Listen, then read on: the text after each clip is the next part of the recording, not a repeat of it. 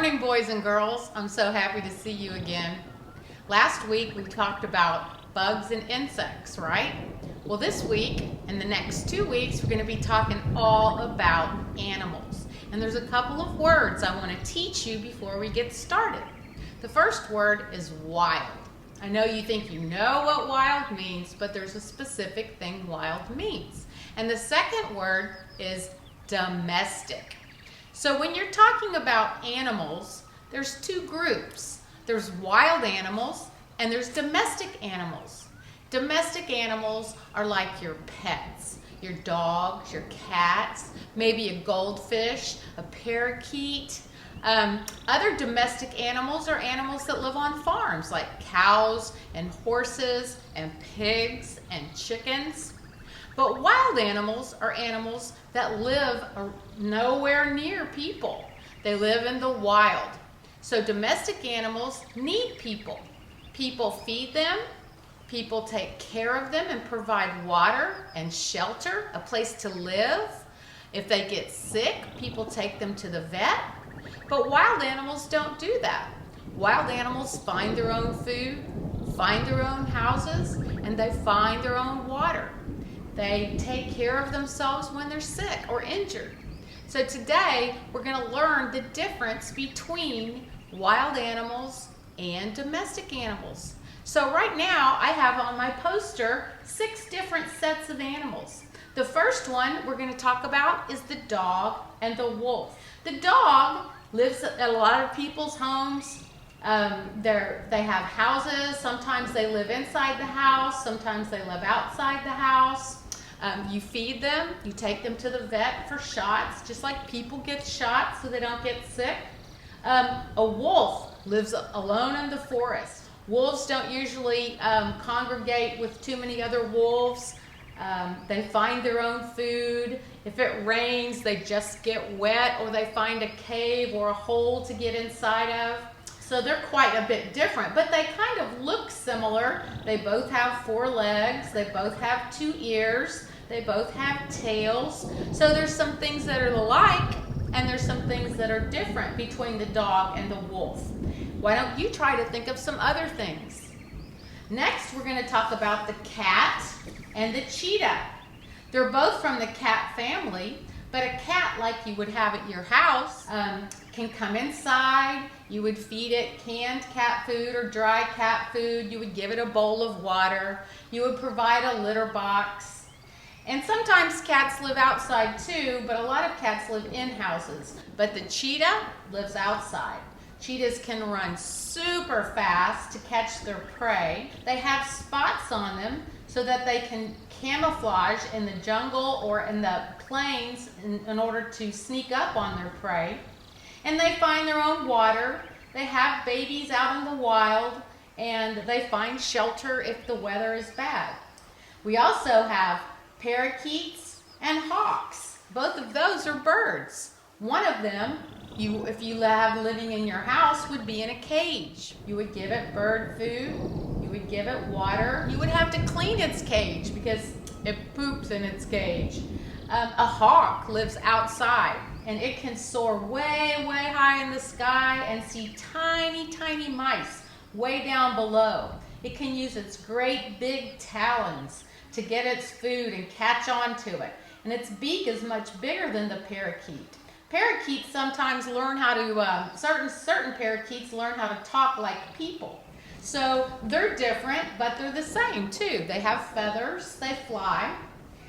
Our next comparison is the rabbit and the hare. Some people have rabbits for pets. If you have a rabbit for a pet, it would live in a hutch. And again, you would have to clean it, just like you would a bird cage. Rabbits would need special food you would have to get for it. They eat vegetables, carrots, grass, lettuce. A hare would live in the wild. It would find its own grass, its own food. It also looks like bigger ears, so it can hear if something's coming to eat it for dinner. Hares also can hop extremely fast and extremely far compared to a regular rabbit. So that's a rabbit and a hare. One is a domestic. Rabbits can live as pets and hares live in the wild. Our next comparison is the horse and the zebra. Horses can be wild, but most horses are used on farms and ranches to work with farmers and cowboys. They can be domesticated, and meaning you have to feed them, brush them, take them to the vet, put shoes on them. There's a lot of work that goes into having a horse as a pet. But a zebra also looks similar to a horse, but it has black and white stripes to help it camouflage. It has big perky ears so it can hear if danger is coming. And it lives on the grassy plains in Africa. And it finds its own grass to eat and food, takes care of its young. Usually zebras will live in herds with other zebras so they can help protect each other. And our last comparison is the goldfish and the shark. Both of them are fish. Both of them live in water. Both of them have tails. Goldfish has tiny little fins, and shark have great big fins. Can you think of something else different? Sharks have great big teeth. If you have a goldfish, you would keep it in a bowl or an aquarium. You would need to clean the aquarium probably once every other week or once a month. You would have to provide the goldfish or other fish with food. Sharks don't need you to provide them with food. They find their own food.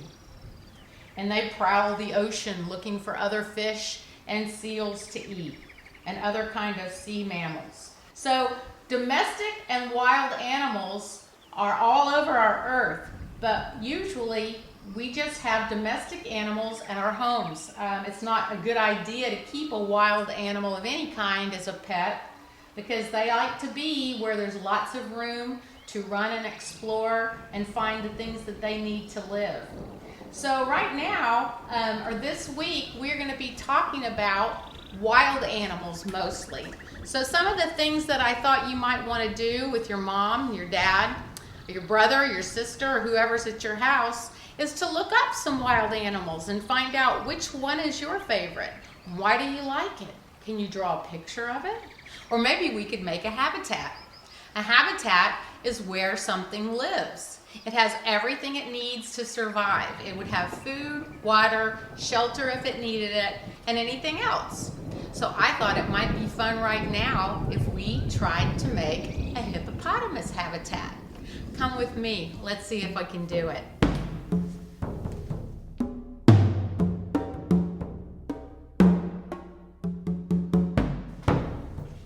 Hi, you found me. Welcome back. Before we get started with our hippopotamus habitat, I wanted to show you how I made these really cool binoculars. Aren't these cool? All you need are 2 toilet paper rolls or 1 paper towel roll that your mom or dad cuts in half and some tape, and you tape it together, and then you just add some string for the strap. And you can go looking for animals wherever you want. All right, so let's get started. First of all, I want to tell you about our hippopotamus and what kind of habitat he lives in. He lives in lakes and streams and rivers in the jungle or near the jungle. And although he stays in the water most of the time, did you know he doesn't know how to swim? In fact, hippopotamuses can go under the water and hold their breath for 5 minutes. And then they pop back up. So they'll jump on a rock and push off and come back to the surface. They'll go down for a little while and then they'll come back up. So hippopotamuses are pretty strong. They're very smart. And they're territorial. That means they get very angry if people get in their space or other animals. They're dangerous, but most wild animals are dangerous.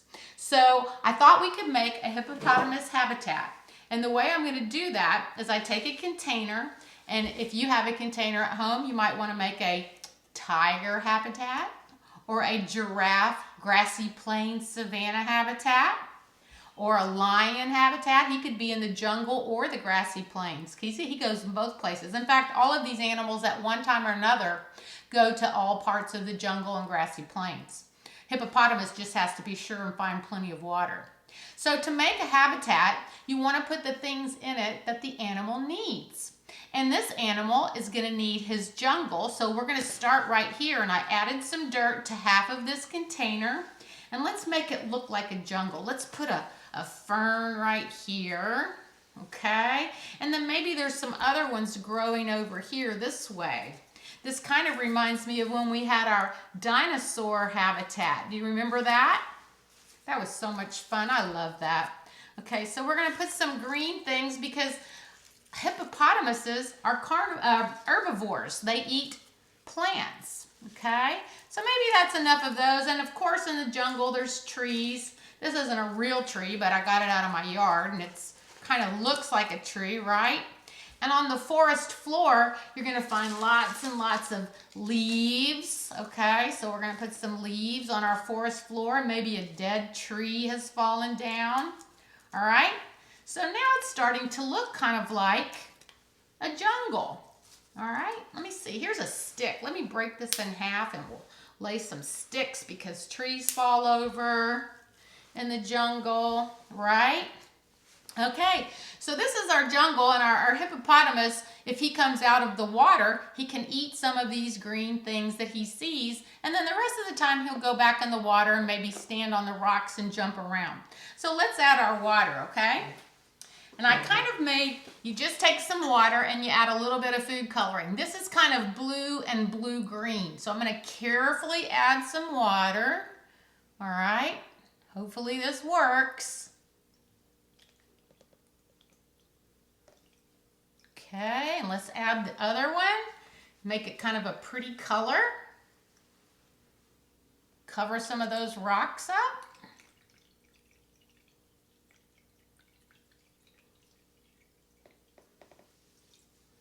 And now we can add our hippopotamus. And this is where he would be living. You think he's happy in his new habitat? I do.